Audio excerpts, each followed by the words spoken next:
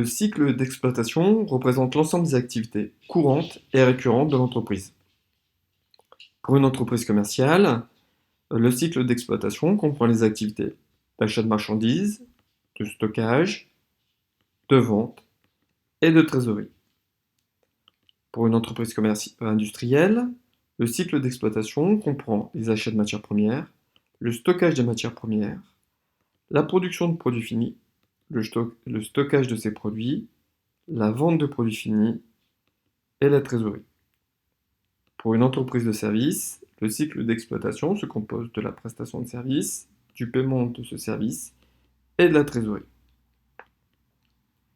Le cycle d'exploitation nécessite un besoin de financement dû au décalage dans le temps entre les décaissements et encaissements. C'est ce qu'on appelle le besoin en fonds de roulement ou le BFR. Alors regardons ensemble le décalage de ces encaissements et décaissements en faisant un focus sur le cycle d'exploitation d'une entreprise commerciale.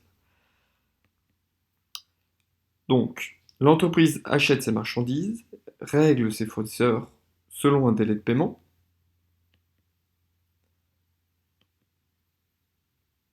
Elle stocke ses marchandises jusqu'à ce qu'elles soient vendues.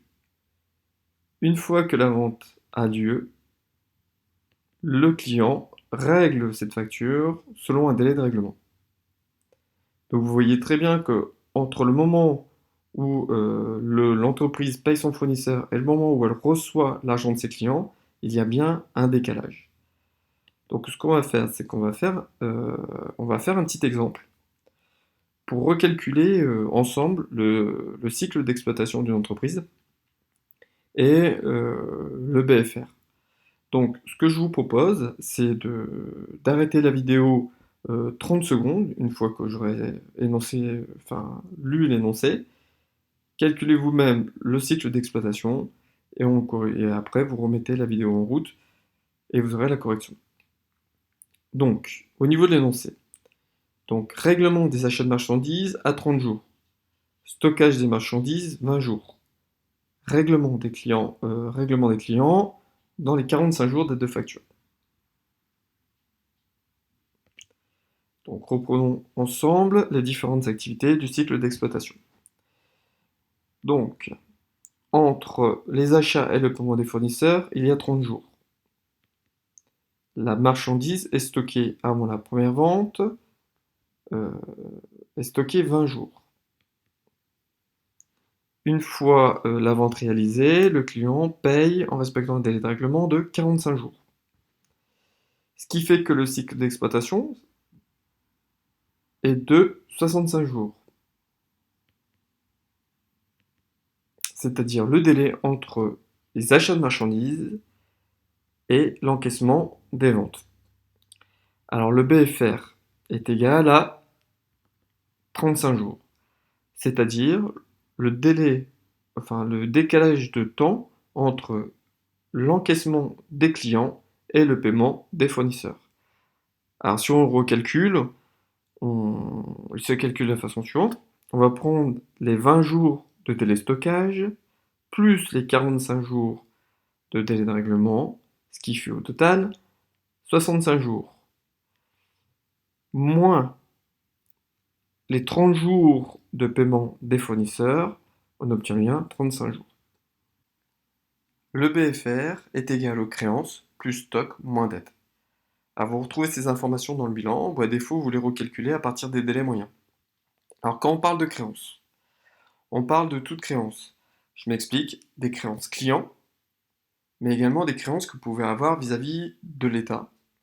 Si admettons vous avez payé trop de TVA, des créances que vous pouvez avoir vis-à-vis aussi de vos salariés, si vous avez fait une avance sur salaire. Et au niveau des dettes, c'est le même principe, vous avez des dettes, ça concerne les dettes fournisseurs, mais ça intègre également les autres dettes. Donc quand on parle d'autres dettes, ce sont les dettes que vous avez vis-à-vis de l'État, notamment les dettes que vous pouvez avoir vis-à-vis de votre salarié, si tout simplement le salaire, vous le payez le 15 du mois suivant, admettons. Donc on va recalculer ensemble la valeur moyenne du stock, des créances clients et des fournisseurs. Donc la valeur moyenne des stocks est égal aux achats hors taxes multiplié par le délai moyen de stockage divisé par 360 jours. Alors 360 jours, c'est 360 jours dans une année. Alors par convention, on prend 360 et non 365. Pour la valeur moyenne des créances clients. Alors, la valeur moyenne des créances clients est égale au chiffre d'affaires TTC multiplié par le délai moyen de règlement des clients divisé par 360 jours. Alors pourquoi le chiffre d'affaires TTC? Tout simplement parce qu'une créance est TTC. Votre client, il vous paye votre facture en TTC. La valeur moyenne des dettes fournisseurs est égale aux achats TTC multiplié par le délai moyen de paiement des fournisseurs divisé par 360. Pardon. Donc, pareil, les achats sont TTC tout simplement parce que vous payez vos fournisseurs en TTC. Le BFR en nombre de jours est égal au BFR multiplié par 360 divisé par le chiffre d'affaires hors taxe. Donc, si vous avez bien compris, pour réduire le BFR, il suffit de réduire le délai de paiement des clients, d'allonger le délai de règlement des fournisseurs et enfin de réduire les stocks ou le délai de stockage.